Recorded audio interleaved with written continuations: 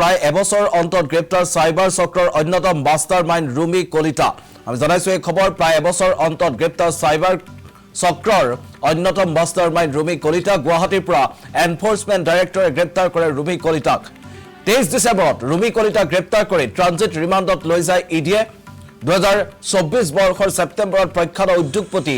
SP আসৱালক cyber প্ৰবঞ্চনাৰ খৰকাইছিল 7 কোটি টকা digital এৰেষ্টৰ দ্বাৰা এবাৰ চক্ৰটোৱে এই সাইবাৰ চক্ৰটোৱে হৰলকি কৰিছিল সমুদায় ধন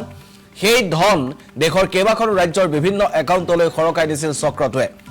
ডিজিটেল এৰেষ্ট চক্ৰৰ বিৰুদ্ধে অসম সহ দেশৰ 5 ৰাজ্যৰ 11 স্থানত অভিযান চলাইছিল ইডিয়ে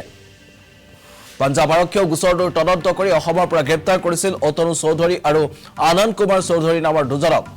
গুৱাহাটী ডেলিভাৰী বয় আৰু একাংশ শ্ৰমিকৰ একাউণ্ট ভাড়া লৈ ট্ৰান্সফাৰ কৰিছিল ধন বিনিময়ত প্ৰবঞ্চক চক্ৰটোৱে কমিছন দিছিল একাউণ্টৰ গৰাকীক ইতিমধ্যে ইডিয়ে ৰুমি কলিতাক গ্ৰেপ্তাৰ কৰি জব্দ কৰিছে বহু গুৰুত্বপূৰ্ণ নথিপত্ৰ লেপটপ হাৰ্ড ড্ৰাইভ এছপি আসৱালৰ পৰা হৰলকি হোৱা 7 কোটি 5.24 কোটি টকা উদ্ধাৰ কৰে এনফোৰ্সমেন্ট ডাইৰেক্টৰে